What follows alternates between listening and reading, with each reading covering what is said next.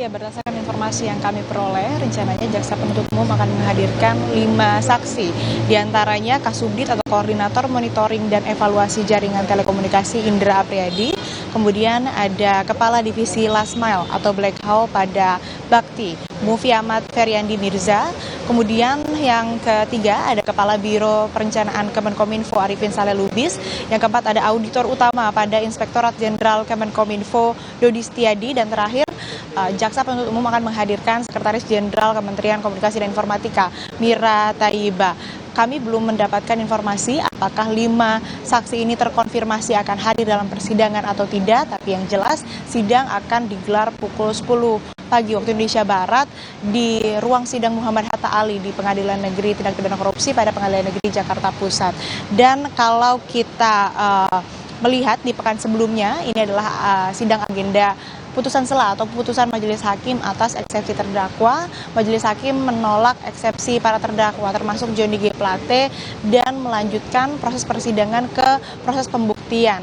Dan hari ini dengan agenda pemeriksaan saksi ataupun juga mendengarkan keterangan saksi dari Jaksa Penuntut Umum, artinya hari ini bertujuan untuk jaksa ini bertujuan untuk membuktikan dan juga memperkuat dakwaannya. Di dalam kasus ini, Johnny G. Plate bersama dengan terdakwa lainnya didakwa telah melakukan perbuatan melawan hukum berupa pengondisian terkait dengan pengadaan dan juga dana ataupun anggaran dana yang akan dilakukan ataupun juga untuk proyek Bakti Kominfo dan juga pengadaan menara BTS 4G Bakti Kominfo. Dari perbuatan Johnny G. Plate dan terdakwa lainnya, ini diduga menyebabkan kerugian perekonomian negara hingga 8 triliun rupiah. Dan dalam kasus ini jaksa juga menyebut Johnny telah memperkaya diri sebesar 17 miliar rupiah maksud kami. Kemudian juga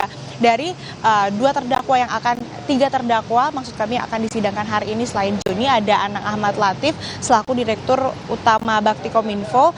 Ini disebut jaksa mendapatkan uang sebesar 5 miliar rupiah. Lalu terdakwa yang ketiga yang akan disidangkan bersamaan dengan Johnny hari ini adalah Yohan Suryanto selaku tenaga ahli Human Development dari Universitas Indonesia. Ini menerima uang sebesar 453 juta rupiah. Dan atas perbuatannya jaksa juga mendakwa Johnny pasal 2 ayat 1 atau pasal 3 junto pasal 18 Undang-Undang Pemberantasan Tindak Pidana Korupsi junto pasal 55 ayat 1 ke 1 KUHP. Sementara terdakwa lainnya Anang Ahmad Latif selaku Direktur Utama Bakti Kominfo ini didakwa terkait dengan pasal 3 atau pasal 4 Undang-Undang Pencegahan dan Pemberantasan Tindak Pidana Pencucian Uang dan juga junto pasal 55 ayat 1 ke 1 KUHP. Sehingga kita akan nantikan bersama ya dan juga saudara bagaimana kemudian nantinya poin-poin yang akan didalami oleh Jaksa Penuntut Umum terhadap 5 saksi yang dihadirkan. Tentunya nanti untuk mekanismenya sama seperti sidang-sidang lainnya.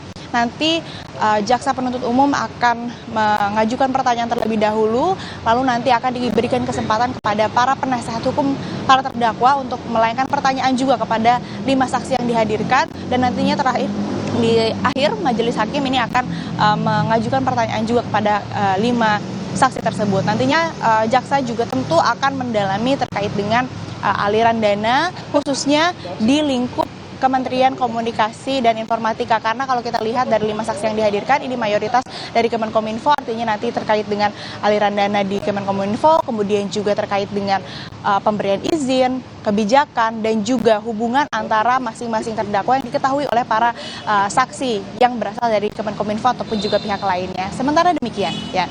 Baik, sekitar 5 saksi akan dihadirkan pada persidangan hari ini. Terima kasih jurnalis Kompas TV Astri Gunawan melaporkan langsung dari Pengadilan Tipikor Jakarta.